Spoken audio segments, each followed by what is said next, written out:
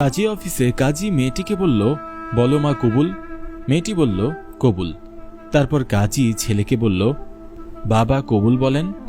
ছেলেটি তখন মেয়েটির সাথে থাকা মেয়েটির মামাকে বলল, আপনি কবুল বলেন। মেয়েটি বলল, মানে? ছেলেটি বলল, আপনি কবুল বলুন। মেয়ের মামা বলল, কি বলছেন এসব?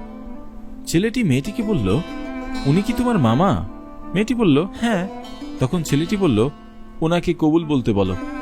মেয়েটি বলল, তোমার কি হয়েছে বলো তো? তোমার আসলেই মাথাটা খারাপ হয়ে গেছে।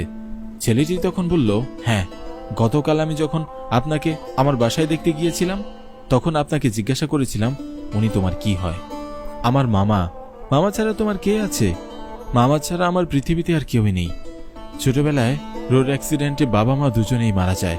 তারপর থেকে মামাই আমার দেখাশোনা করেন। তোমার তো একজন মামা আছেন, এই পৃথিবীতে তো তোমার আর কেউ নেই, বলতে পারো এতিম। তাই বিয়ের পর কিন্তু অনেক দায়িত্ব তোমার। মামা, একটা কথা বলতাম যে আমার বিজনেসে একটা প্রবলেম যাচ্ছে, তো আমি চাই বিয়েটা 2-1 দিনের মধ্যে কাজী অফিসে সেরে ফেলি, তারপর কয়েকদিন পরে আনুষ্ঠানিকভাবে আমরা অনুষ্ঠানটা করে ফেলব। আপনার কি মত মামা? দেখো, তোমরা যখন দুজন দুজনকে জানো, বোঝো, ভালোবাসো, আমার মনে হয় সেটাই ভালো হবে। আর আসলে তোমার মতো একজন ইয়াং বিজনেসম্যানকে আমি খুঁজছিলাম ওর জন্য। আমার মনে হচ্ছে তোমার কাছে ও ভালোই থাকবে। আসলে ওর জন্য অনেক ভালো ভালো বিয়ের প্রস্তাব এসেছিল, আমার কাউকে পছন্দ হয়নি। আমার মনে হয়েছে ইউ আর রাইট।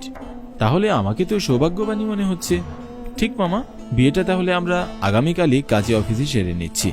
তুমি রাজি হয়ে যাও মামুনি? আমিও রাজি। মেয়েটি এসব কথা শুনে বলল, হ্যাঁ, তাতে সমস্যা কি? তুমি তো গতকাল আমাদের বাসায় গিয়েছিলে, তোমার সাথে তো এই কথাগুলোই হয়েছিল। তাতে সমস্যাটা কোথায়? আমি তো সমস্যার কিছুই দেখতে পাচ্ছি না। সমস্যা অনেক। তোমার কি মাথা ঠিক আছে? কি সব বলছো এসব? সমস্যাটা কোথায় আপনারা জানেন না? যাকে আমি বিয়ে করে সারা জীবন সুখের সংসার করব, সেই মানুষটি কেমন সেটি তো আমার জানার খুবই দরকার। এই জন্য ওই দিন আমি আপনার বাসায় একটা অডিও ডিভাইস রেখে এসেছিলাম।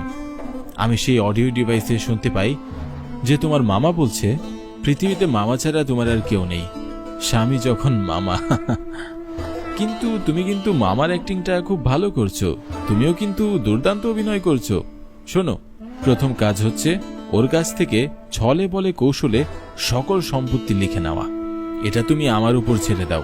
আমি থাকতে তুমি এত টেনশন করছো কেন বাবু? শোনো, তারপর ওর সবকিছু কেড়ে নিয়ে ওকে কিক মেরে সরিয়ে দিয়ে সকল সম্পত্তির মালিক কে হবে? আমরা। মেয়েটি এখন তাদের নিজেদের জালেই ফেসে গেছে। এটা ভেবে ছেলেটিকে বলে, দেখো, আমার কথাটা একটু শুনো। ছেলেটি বলল, কি ভেবেছিলেন আপনারা? হ্যাঁ, এভাবে প্রতারণা করে যাবেন আমার সাথে? যে মানুষটাকে নিয়ে আমি সারা জীবন সংসার করব, সেই মানুষটাকে যাচাই করতে গিয়ে দেখি মামাই তার স্বামী। কি বিচিত্র না? আপনাদের দুজনকে জেলের ভাত খাইয়ে ছাড়ব। এ কথা শুনে মেয়েটির ছদ্মবেশে থাকা স্বামী পালিয়ে যেতে চায়। তখন ছেলেটি বলে, এই শোনো, পালানোর কোনো রাস্তা নেই। আমি গেটটা লক করে দিয়েছি, আর অলরেডি আমি থানায় কলও করেছি। মেয়েটি বলে, আমাদেরকে তুমি ক্ষমা করে দাও। মেয়ের স্বামীও বলে, এবারের মতো আমাদের ক্ষমা করে দিন। ছেলেটি বলে, কিসের ক্ষমা? আপনাদের মতো মানুষদেরকে কখনোই ক্ষমা করা যায় না।